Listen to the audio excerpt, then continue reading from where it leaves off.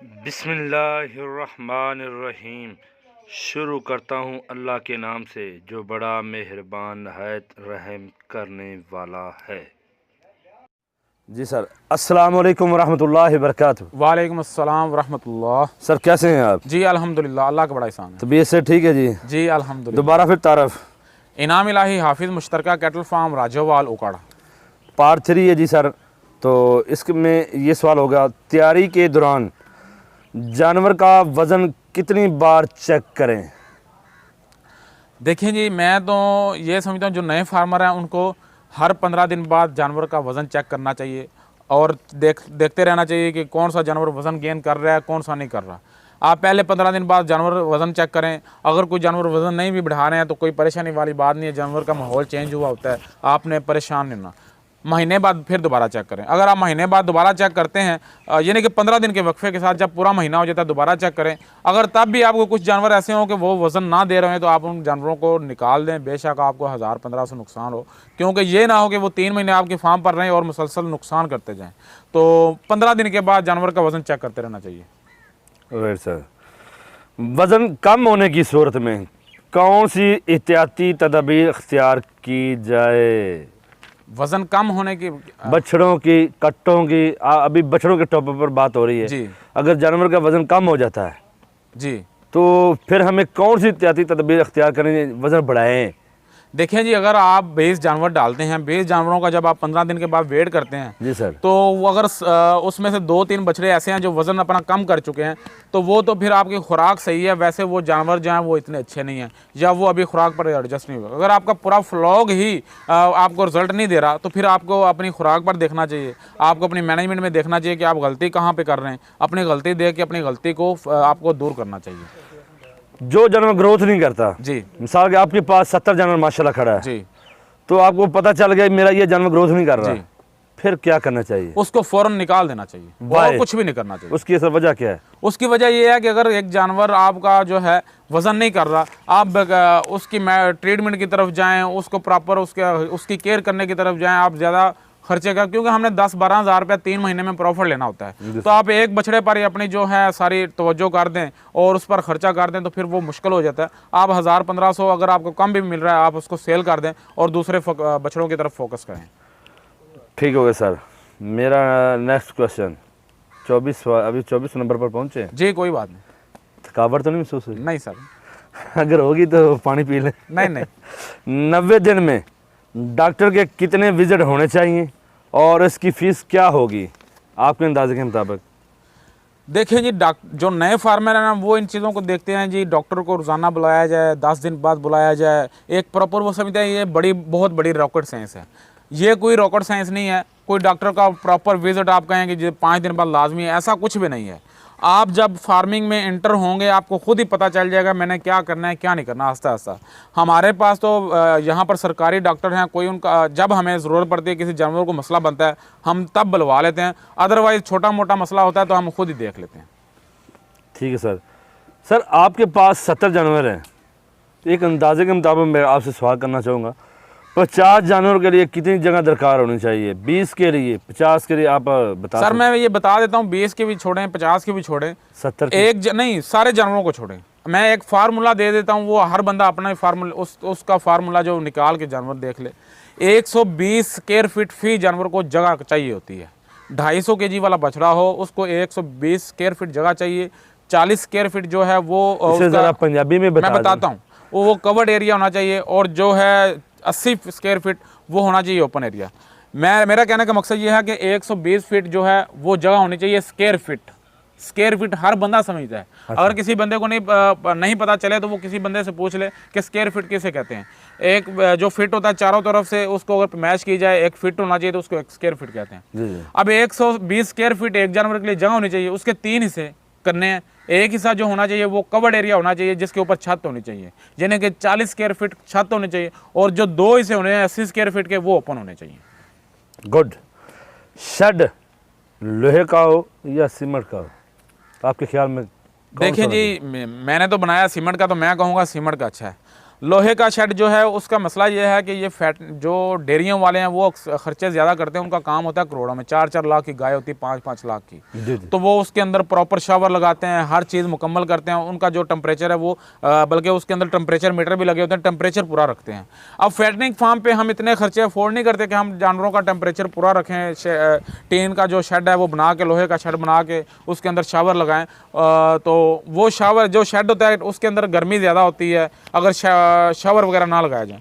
तो कंक्रीट के ये फ़ायदा, आप इसके ऊपर मिट्टी डाल देते हैं तो गर्मियों के अंदर और सर्दियों के अंदर जो गर्मी और सर्दी की शिद्दत है वो कम नीचे आती है। तो इसलिए फैटनिंग फार्म के लिए मैं समझता हूँ कि कंक्रीट का शेड होना चाहिए। कुछ लोग तो सिरकी वाला भी बनाते हैं, उनके वो भी सही है, वो थोड़ा सा कम खर्च है तो वो भी सही है, लेकिन वो उतना पायेदार नहीं होता। अगर आप पायेदार काम करना चाहते हैं तो फिर आप कंक्रीट का डालें, अगर आप कम खर्च करना चाहते हैं तो फिर आप जो है वो बांसों वाला बना लें। तो आपका कितना खर्चा है? ये तकरीबन जो मैंने फार्म बनाया, ये तकरीबन 40 लाख रुपया खर्चा आ जाएगा कंप्लीट होते होते। अभी थोड़ा बहुत काम हो रहा है, आप देख रहे हैं गेट लग रहा है, बाकी थोड़ा बहुत और भी काम होना है। तकरीबन 40 लाख खर्चा आ जाएगा। ये एक 1.25 एकड़ जगह है माशाल्लाह। 4 दीवारी मिट्टी की बनी हो या ईंटों की, कौन सी होनी चाहिए आपकी नज़र में? देखें जी, 4 दीवारी जो है वो ईंटों की होनी चाहिए। बाज़ फार्मर हैं वो उनका मौक़िफ़ ये होता है जी, ये जो मिट्टी की दीवार है ये ठंडी होती है, लेकिन मिट्टी की दीवार का सबसे बड़ा साइड इफ़ेक्ट ये होता है कि जब बारिशें आती हैं वो खुरती है, मिट्टी नीचे आती है तो जानवरों के नीचे फिसलन होती है। जानवर मेन मसला ये जानवरों को बनता है बारिशों में कि नीचे उनके बैठने की जगह सही नहीं होती। जी जी। तो मिट्टी की दीवार बारिशों के सीज़न में बहुत तंग करती है और फिर उनको हर साल दोबारा उनके ऊपर लपाई करवानी पड़ती है। आप एक बार थोड़ा सा खर्चा कर लें, पक्की दीवार करनी चाहिए। गुड। शेड की छत की ऊंचाई क्या होनी चाहिए आपकी नज़र में? अगर आइडियल शेड देखा जाए, जो प्रॉपर शेड होता है, जिस तरह दरमियान में शेड बना होता है, वो दरमियान में उसको 18 फीट रखते हैं और फिर जो थोड़ी सी साइड पे उसको 16 करते हैं, फिर और साइड पे 12 पे ले जाते हैं। मैंने एक ही तरह का शेड बनाया, प्रॉपर स्ट्रेट बनाया। इसकी मैंने जो हाइट रखी है वो 12 फीट ऊंची रखी है। जानवरों के लिए फर्श मिट्टी का हो या सीमेंट का होना चाहिए? आप जानवर जो हैं फैटनिंग वाले हों या कोई भी जानवर सुकून महसूस करते हैं मिट्टी पे, फर्श पे सुकून महसूस नहीं करता।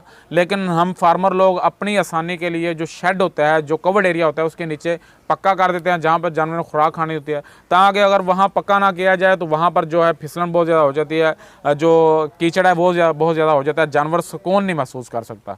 तो जो ओपन एरिया हो वो कच्चा होना चाहिए, कवर्ड एरिया जो वो पक्का होना चाहिए। जानवरों के लिए खुरली की लंबाई और चौड़ाई क्या होनी चाहिए? जानवर जो खुरली प्रॉपर अगर आपने देखना है तो वो ये है कि आप 2.5 फीट चौड़ी, बल्कि नहीं, आपने दरमियान में खुरली बनानी है तो वो चौड़ी होनी चाहिए कुछ 8 फीट चौड़ी, जी सर, जिसके अंदर जानवर दोनों साइड से खड़े होकर जानवर खुराक खा लें। अगर आपने प्रॉपर उसके अंदर ट्रॉली वगैरह चलानी है, आप 10 फीट चौड़ी भी कर सकते हैं। लेकिन खुरली की हाइट आप जितनी कम कर सकें उतनी कम रखनी चाहिए। बेशक आप 1 फीट पे रख दें और आगे जो है पाइप लगा दें, क्योंकि जानवर जब नीचे खाता है, नीचे ज़मीन से खाता है, जानवर के जो ये असाब होते हैं ये मजबूत होते हैं। और कुदरती अमल भी ये है कि जानवर जब चरता है तो आप देखते हैं नीचे से खाता है। तो अभी ये जो फार्मर है वो ऊंची खुरलियाँ बनाते हैं अपने फ़ायदे के लिए। मैंने भी थोड़ी सी ऊंची बनाई है कि जानवर जो हैं वो खुरली के अंदर चले जाते हैं। तो एक साइड पे मैंने ऊंची बनाई है, लेकिन मैं समझता हूँ मैंने ये गलती की। अब दूसरी जो खुरलियाँ वो मैंने नीचे ही बनानी है, जिनकी हाइट जो तकरीबन 1 फीट होगी और आगे पाइप लगाए जाएंगे, ताकि जो कुदरती तरीका है उसके मुताबिक जानवर को खुराक दी जाए। उस तरह ये होता है कि जानवर की खुराक भी अच्छी तरह से हजम होती है और जानवर के जो असाब हैं वो भी मजबूत होते हैं। ठीक है सर। जानवरों को पानी पिलाने के लिए क्या तरीका बनाना चाहिए, या खुरली बनानी चाहिए या वैसे ही? नहीं, जानवर को पानी पिलाने के लिए आपने प्रॉपर होदियाँ बनानी है और वो 24 घंटे भरी होनी चाहिए। ये नहीं है कि आप पाइप पकड़ें और तांबिया पकड़ें, उसके साथ साथ एक जानवर को करके पिलाएं खुद से, उस तरह नहीं होता। जानवर की पानी तक रसाई आसानी से होनी चाहिए और वो जानवर खुद पहुँचे वहाँ पर, और होदियाँ बनी होनी चाहिए। थकावट तो नहीं सर, नहीं। ये आफा मुश्तरका कैटल फार्म वाले के आनर हैं भाई इनाम लाई साहब। और साथ साथ मैं भूल गया, अगर किसी दोस्त ने आगे बोलें, अगर किसी दोस्त ने हाफिज़ मुश्तरका कैटल फार्म की टीम को ज्वाइन करना है, हाफिज़ मुश्तरका कैटल फार्म के साथ इन्वेस्टमेंट करनी है, तो वो हमारे साथ इन्वेस्टमेंट कर सकता है। हमारा जो परचेजिंग है, हमारी ख़रीदारी है वो शुरू हो चुकी है। अल्हम्दुलिल्लाह 70 बछड़े हमने ख़रीद लिए हैं और 300 बछड़ा हमने करना है। तो जो भाई भी इस काम में आना चाहता है, मुश्तरका फार्मिंग में ऐड होना चाहता है, वो मेरे साथ रब्ता करें। मेरा नंबर इंशाल्लाह स्क्रीन पर आ जाएगा। हमारा शेड्यूल ये है कि हम जो भाई जितने पैसे देगा उस पैसों के साथ जितना प्रॉफिट आएगा उसके 3 हिस्से किए जाएंगे। एक हिस्सा मुनाफे का जो होगा वो हमारा होगा और 2 हिस्से इन्वेस्टर के होंगे। फ़र्ज़ करें एक बंदे का, अगर हमें फ़र्ज़ करें एक बंदा 10 लाख रुपए देता है तो उसके 10 लाख के साथ, एक मिसाल दे रहा हूँ, हम 100 रुपये कमाते हैं। अब 100 रुपये का 3 हिस्से किए जाएंगे, 33 रुपये हमारे होंगे, 66 रुपये 87 रुपये से होंगे वो उस भाई के होंगे जिनकी इन्वेस्टमेंट होगी खर्चा निकालने के बाद। खर्चा निकालने के बाद। जी आगे सर, गर्मी की सूरत में फार्म हाउस में कौन सी सहूलत होनी चाहिए अगर गर्मी है? मुझे समझ आ गई। गर्मी के अंदर आपका जो फार्म है उसके अंदर जानवर को सुकून देने के लिए, गर्मी की शिद्दत कम करने के लिए पंखों का इंतज़ाम ज़रूर होना चाहिए। अगर आपके फार्म पर पंखे हैं और उसका जानवरों को फ़ायदा होगा, उसके साथ साथ जानवरों को आपको दरख्त भी देने ज़रूरी हैं। पंखे वो काम नहीं करते जो काम दरख्त करते हैं। राइट।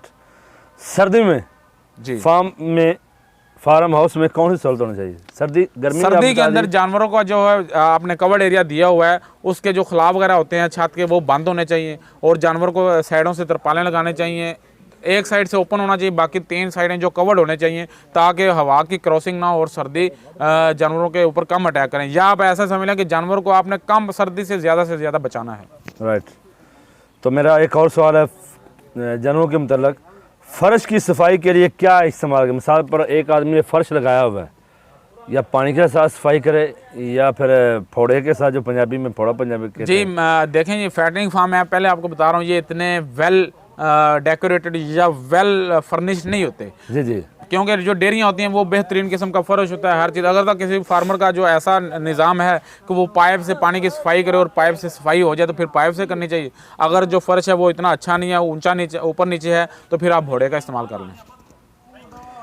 एक हल्के में कम से कम कितने जानवर हों? पार्टीशन आपने बनाई है जी, तो कितने जानवर आपको रखने चाहिए?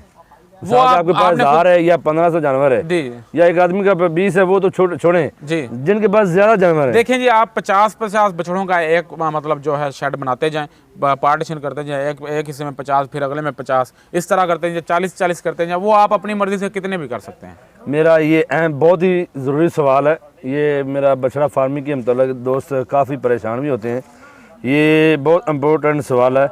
क्या एक जानवर यानी कि एक बछड़ा दूसरे बछड़े को बीमार कर सकता है? जैसा कि मुंह खुर की बीमारी आती है या और कोई बीमारी, आप बेहतर जानते हैं, वो आप शेयर करें। देखें जी, एक बछड़ा अगर बीमार हो जाता है, किसी को मुंह खुर की बीमारी आ जाती है या कोई और किस्म की मोजी मर्ज लाहिक हो जाती है, तो वो अपनी मर्ज दूसरे जानवरों में बआसानी मुंतकिल करता है।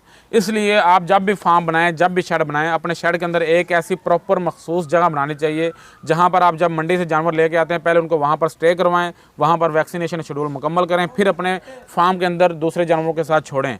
ये ना हो कि आप दूसरे जानवरों के साथ आते साथ छोड़ दें और किसी जानवर को मसला हो तो वो दूसरे जानवरों पर भी अटैक करेगा। एक बात। दूसरी, एक ऐसा मखसूस हिस्सा होना चाहिए, अगर आपका जानवर को बीमार हो जाता है तो आप उसको फ़ौरन से उस हिस्से में ले जाएं जहां पर दूसरे बछड़े ना पहुंच सके और वहां पर उसको खड़ा करके उसकी ट्रीटमेंट करें। गुड हो गया जी। नेक्स्ट क्वेश्चन, बछड़े और कट्टों के साथ कौन से दूसरे जानवर रखना मौजूद नहीं? साथ आपने बछड़े रखे हैं ना जी, और इनके साथ बाद लोग गाय और भैंसे भी रखते हैं जी।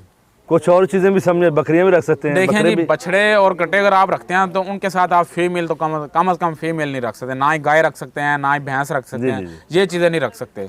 ना ही बकरियां रख सकते हैं, ना ही बकरे रख सकते हैं। अगर आपने कट्टे और बछड़े रखे हैं तो आप जस्ट कट्टे और बछड़े ही रख सकते हैं। राइट। तो नेक्स्ट क्वेश्चन जी, फार्म हाउस की सफाई कितने दिनों बाद करनी चाहिए? मिसाल आपका कच्चा है, मुकम्मल सफाई कितने दिनों बाद करनी चाहिए या डेली की दिन में कितनी बार करनी चाहिए? शेड के नीचे आपको रोज़ाना सफाई करनी चाहिए। जो शेड होता है उसके नीचे रोज़ाना सफाई करनी चाहिए। बाकी जो ओपन एरिया होता है वहाँ पर भी जितनी जल्दी मुमकिन हो सके रोज़ाना की बुनियाद पर ही सफाई करनी चाहिए अगर मुमकिन हो। अगर आप देखेंगे आपका एरिया ज़्यादा है और नीचे जो गंद है वो कम है तो फिर आप 2-3 दिन लगा भी सकते हैं। अब ये जिस तरह मेरा फार्म है, यहाँ पर अभी 70 बछड़ा है, सारी जगह ओपन है, तो यहाँ पर तो 15 दिन भी ना की जाए तो कोई मसले वाली बात नहीं है। लेकिन सफाई आपने देखनी है कि आपने अपने फार्म के हिसाब से देखनी है। जब आपको सफाई की ज़रूरत महसूस हो आपने सफाई करनी है। ठीक हो सर। मेरा सवाल आ गया मुलाजमीन की तरफ से, फार्म हाउस में कौन से मुलाजमीन होने चाहिए?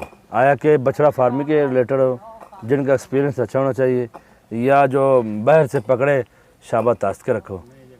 देखें जी, अब कोई भी काम है उसके अंदर एक्सपर्ट बंदे का होना बहुत ज़रूरी है। हर फील्ड के अंदर जब तक कोई एक्सपर्ट बंदा नहीं होगा, तो वो आपको मतलूबा रिजल्ट नहीं मिलेगा। अगर आप फार्म के ऊपर जो लड़के काम कर रहे हैं इनकी बात करें तो आपके साथ पास अच्छे एक्सपर्ट बंदे होने चाहिए, और एक्सपर्ट होने के साथ साथ वो इंतहाई ईमानदार भी होने चाहिए और अपना जो काम है उसको अपना काम समझ कर करें।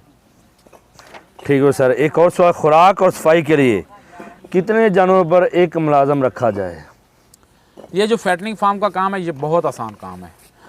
अब पुराना दौर ख़त्म हो गया कि आपने 2 भैंसें रखी और साथ एक मुलाजम रख लिया, वो सारा दिन सब्ज़ चारा काटता रहे, वो उनको खिलाता रहे। फैटनिंग फार्म में ये आप या तो साइलेज आपने बनाना है या तूड़ी और मंडा आपने इस्तेमाल करना है। सब्ज़ चारा तो आपने कहीं से काट के लाना नहीं है। तो अगर 100 बछड़ा हो उसको 2 बंदे ईज़िली कवर कर लेते हैं। अगर आपका निज़ाम जो है फार्म का अच्छा है, वहाँ पर सफाई का निज़ाम अच्छा है, तो 2 बंदे 100 बछड़ा कवर कर लेते हैं। जी सर, फार्म हाउस के मुलाजमिन के औकात कार क्या हों? एक मुलाजम की उजरत क्या हो, यानी कि तनख्वाह? देखिए जी, फार्म हाउस में जो फार्म पर जो लड़के काम करते हैं, मैं समझता हूँ मुमकिन ऐसा हो कि वो 24 घंटे ही फार्म पर रहें, उनकी रहायश भी आपके फार्म पर ही हो और 24 घंटे वो आपके फार्म पर रहें, ताकि उनकी नज़र 24 घंटे बछड़ों में रहे। दूसरी जो तनख्वाह है वो हर इलाके में अपनी होती है, हर इलाके में तनख्वाह थोड़ी बहुत ऊपर नीचे हो रही होती है। हमारा यहाँ पर काम चल रहा है, जहाँ पर जो तनख्वाहें चल रही हैं वो तकरीबन 15 से 20 हज़ार के दरमियान चल रही हैं। 15 से 20 हज़ार के दरमियान जी। अच्छा, अब आते हैं फ़रोख्त पर। एंड के वक्त पर पहुंच चुके हैं, लेकिन सवाल काफ़ी पड़े हैं, अभी 30 पड़े हैं। कोई बात नहीं, मैं देख रहा हूँ आपके यहाँ और खुश्क हो चुके हैं तो आपके लिए पेप्सी लाई जाए? वो कोई मसला नहीं, आप बात करें। ठीक है सर, जानवरों की फ़रोख्त के वक्त के बारे में सवाल करना चाहूँगा। जानवरों का फ़रोख्त के वक्त बेहतरीन वज़न क्या होना चाहिए? अगर आपने फ़रोख्त की बात की है, मैंने पहले बात की है, जब आपने ख़रीदना है 250 kg वाला बछड़ा ख़रीदना है। अगर आप 250 kg वाला बछड़ा ख़रीदते हैं, डेफिनेटली वो 3 महीनों के बाद 350 kg पर जाएगा। और स्लाटर हाउस वाले सबसे ज़्यादा जो डिमांड है वो 350 kg वाले, 300 kg से ऊपर वाले बछड़ों की डिमांड है, तो उनका रेट भी ज़्यादा होता है और उनकी डिमांड भी सबसे ज़्यादा होती है। अगर आपको हमारी वीडियो अच्छी लगे तो लाइक करें, कमेंट्स करें, शेयर करें। तो दुआ में याद रखें, पार्ट 3 मुकम्मल हो चुका है, पार्ट 4 आगे इंतज़ार कीजिएगा। जल्द दीजिए अपने भाई AJ खान को। अस्सलाम वालेकुम व रहमतुल्लाहि व बरकातहू।